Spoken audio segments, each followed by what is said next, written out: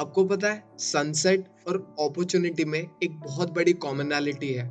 जो लोग लेट होते हैं वो इसे मिस कर देते हैं।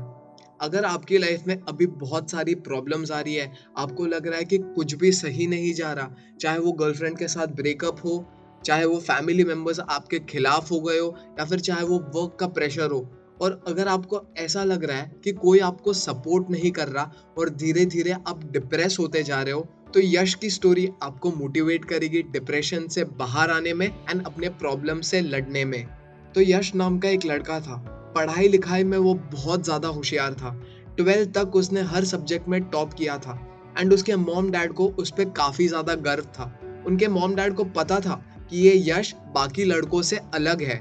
उनका सपना था कि पढ़ लिख के यश एक बहुत बड़ा आदमी बने, अपने आप को फाइनेंशियली स्ट्रॉन्ग करे एंड घर में खुशियाँ लेके आए। 12th खत्म होते ही वो कॉलेज जाने लगा। अब कॉलेज जाते ही उसकी ज़िंदगी पलट गई। उसे कुछ खराब दोस्तों की संगत लग गई एंड वो देर रात तक पार्टी करने लगा। अपने मॉम डैड से झूठ बोलने लगा एंड उनसे पैसे लेने लगा। मॉम डैड को समझ में आ गया था कि हमारा बेटा गलत संगत में पड़ गया है एंड उसे बहुत समझाने की कोशिश भी की। पर यश की ईगो बहुत बड़ी थी। उसने अपने मॉम डैड को कहा, आप लोगों के फोकट के ज्ञान की मुझे जरूरत नहीं है। अब 1 साल बाद जब रिजल्ट आया तो वो 2 सब्जेक्ट्स में फेल हो गया था। जो लड़का 12th तक टॉप करता था, आज वो 2 सब्जेक्ट्स में फेल हो गया था। उसकी ईगो बहुत ज्यादा हर्ट हुई एंड ये चीज उसके दिमाग में घर कर गई। उसने अपने आप को कमरे में बंद कर दिया, अपने मॉम डैड से बात करना बंद कर दिया, अपने फ्रेंड्स का फोन उठाना बंद कर दिया और खाने पीने के नाम पे वो एकदम कम खाना खाने लगा। अब यश डिप्रेशन का शिकार हो गया था एंड यहीं पे लग रहा था कि उसकी लाइफ पे फुल स्टॉप लग जाएगा। और ये बात उसके 12th के प्रिंसिपल को पता चली। अब उसके 12th के प्रिंसिपल यश को बहुत ज्यादा अप्रिशिएट करते थे। उन्होंने यश को डिनर पे बुलाया। अब यश भी प्रिंसिपल की काफी ज्यादा रिस्पेक्ट करता था, इसलिए वो उन्हें मना नहीं कर पाया। जैसे ही वो उनके घर पे पहुंचा, प्रिंसिपल लॉन में बैठ के बॉनफायर से हाथ सेक रहे थे। वो चुपचाप वहां पे गया एंड वहां पे बैठ गया। अब यश को देखते ही प्रिंसिपल ने उससे पूछा कि और बेटा, क्या हाल चाल है, सब कुछ ठीक है?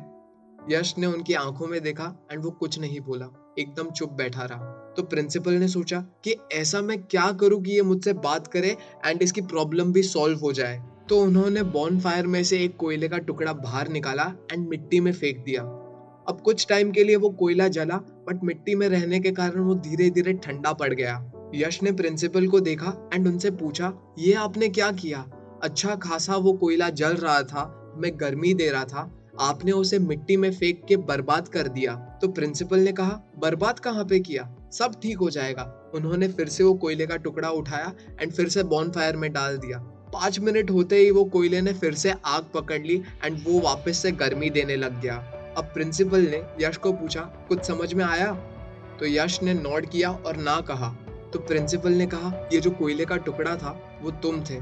जैसे ये तुम तुम्हारे एनवायरनमेंट से बाहर आए, तुम्हारे डिसिप्लिन से बाहर आए एंड तुम्हें गलत संगत का असर पड़ा, तुम भी एकदम ठंडे पड़ गए। जैसे ये कोयला कैसे मिट्टी में पड़ के ठंडा पड़ गया, वैसे तुम भी ठंडे पड़ गए। अभी भी कुछ बिगड़ा नहीं है, तुम्हें बस खाली अपने वैल्यूज, डिसिप्लिन और डेडिकेशन फिर से लेके आने हैं एंड तुम भी उसी कोयले की तरह फिर से जल पड़ोगे।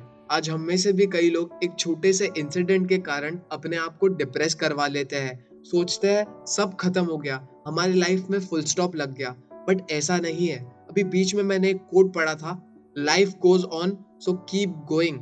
मतलब अगर आप फेल होते हो तो उसका मतलब ये नहीं है कि आपकी लाइफ खत्म हो गई है, जस्ट कीप गोइंग। तो मैं आपको यही कहूंगा कि एक छोटे से इंसिडेंट को अपने आप को दुखी मत करने दो, डिप्रेशन को बोलो बाय, क्योंकि you are always bigger than your problems.